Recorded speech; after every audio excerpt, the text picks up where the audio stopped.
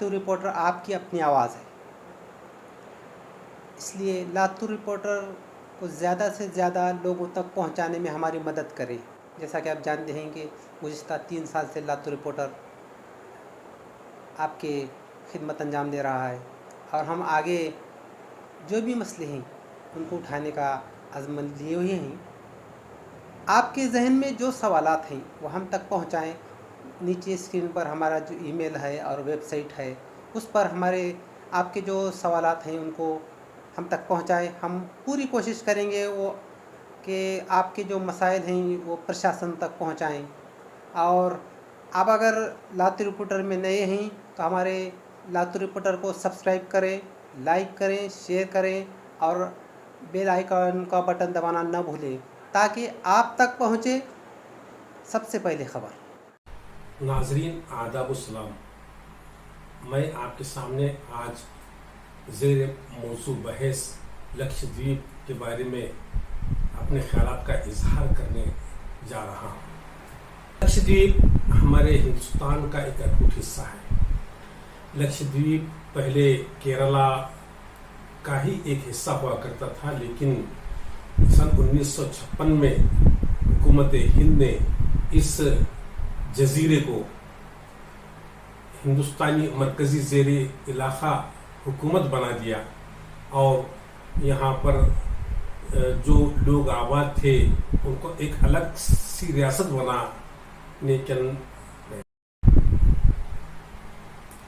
लक्षद्वीप केरला का पहले हिस्सा हुआ करता था, लेकिन हिंदुस्तान की हुकूमत ने इस लक्षद्वीप के अतराफ इलाके जो छोटे छोटे जजीरे हैं, 36 जजीरे थे, इन 36 जजीरों को मिलाकर एक यूनियन टेरिटरी यानी मरकज़ के ज़ेरे इख्तियार हुकूमत वहाँ पर कायम की, उसको एक रियासत बनाई और उस रियासत में अमूमन केरला, मलाबार और दीगर इलाके के लोग बसते हैं।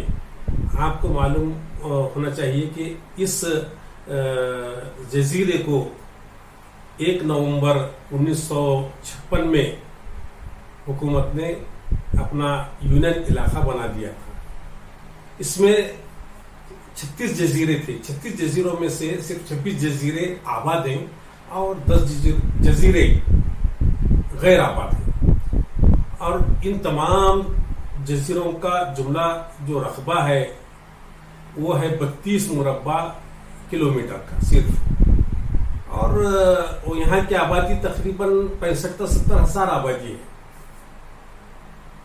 और इस 65-70 हज़ार आबादी में जहाँ तक सरकारी आदाद शुमार के लिहाज से वहाँ की आबादी का 95% हिस्सा मुसलमानों पर मुनहसर है और यहाँ के लोगों की अमूमन ग़िज़ाएँ मछली और बीफ वगैरह ही है।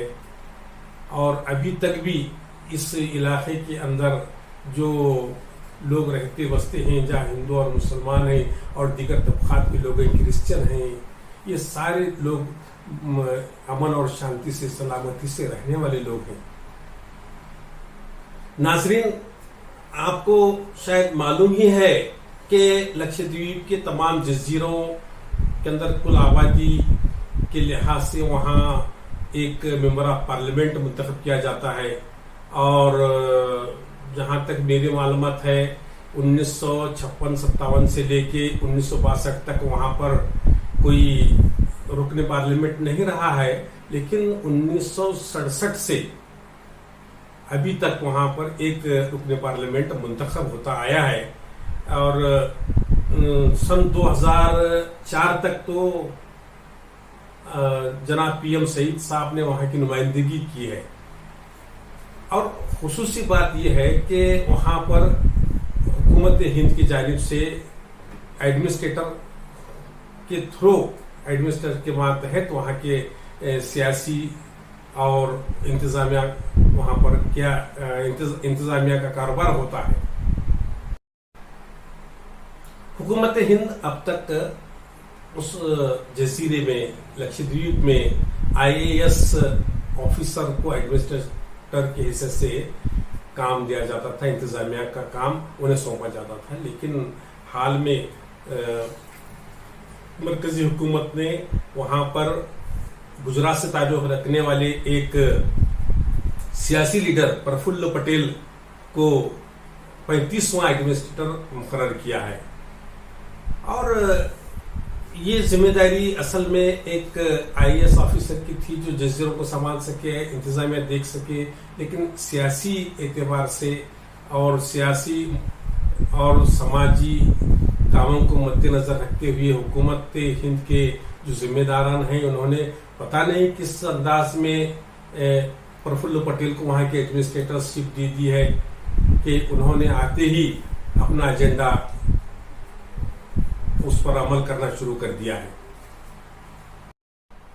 आजादी के बाद से हिंदुस्तान में एक कानून है कि दस्तूर में तहरीर भी है कि हिंदुस्तान से शराब नोशी पर पाबंदी लगा दी जाए। हिंदुस्तान में जो शराब पी जाती है, शराब की तिजारत होती है, उस पर पाबंदी लगाई जाए।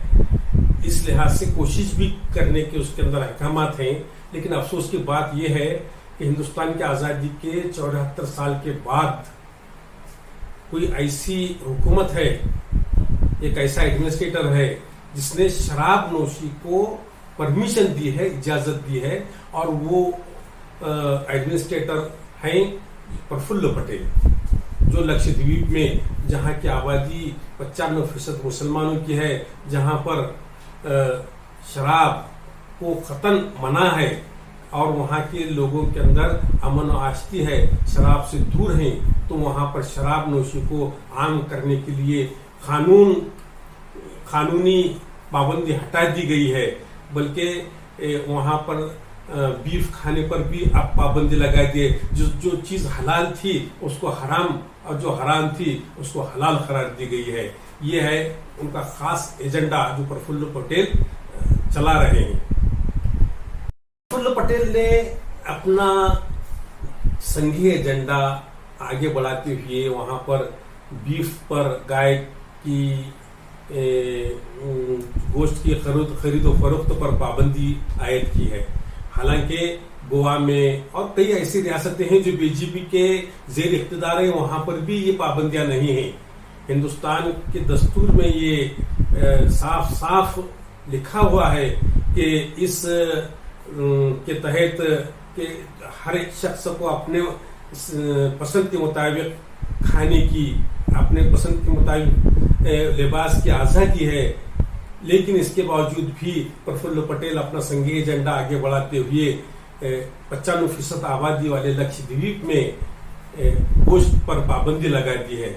इतना ही नहीं बल्कि वो इस छोटी सी रियासत के अंदर जहां पर लोग अमन से रहते हैं, भाईचारे से रहते हैं, वहां पर एक नया कानून जो गुंडा एक्ट कहते हैं जिसे, वो नाफिज करने के लिए भी कोशिश कर रहे हैं। हालांकि यहाँ पर जो क्रिमिनल शरह है इंतहाई कम है।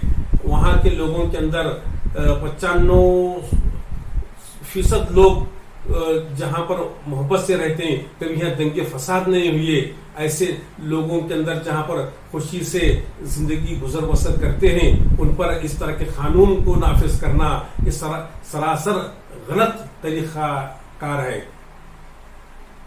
इसी तरह डेवलपमेंट अथॉरिटी में तरमीम करके जमीन मालिकान के मफाद के खिलाफ इस महकमे के लोगों की जमीन हासिल करने का हक दिया जा रहा है, जिससे लोगों के अंदर भी बेचैनी पैदा हो गई है।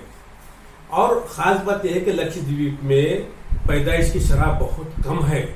इसके बावजूद पंचायती इलेक्शन में 2 बच्चों के कानून को नाफिज करने की तैयारी भी उन्होंने पूरी तरह की है। जिस शख्स के 2 से ज्यादा बच्चे हों कि वो उम्मीदवार नहीं बन सकता। नाज़रीन, इस तमाम बातों को पेश करने का मकसद ये है कि हिंदुस्तान में नरेंद्र मोदी की सरकार किस तरह अपना एजेंडा अवाम पर नाफिज करने के दांव पर है, और इस एजेंडे के तहत मुल्क को किस रुख पर लिया जा रहा है। जहां मुल्क में अमन और आस्था का माहौल है, जहां पर जिन बातों की कोई فکر نہیں ہے، ان باتوں کی فکر وہاں پیدا کی جا رہی ہے، اور اپنا ایجنڈا عام کرنے کی خاطر لوگوں کے اندر ایک خوف دہشت پیدا کرنے کی خاطر حکومت پے در پے کوشش کر رہی ہے، اور اس طرح ملک کے اندر سیاسی حالات کو بگڑنے کے اندر یہ حکومت کا بہت بڑا ہاتھ ہے۔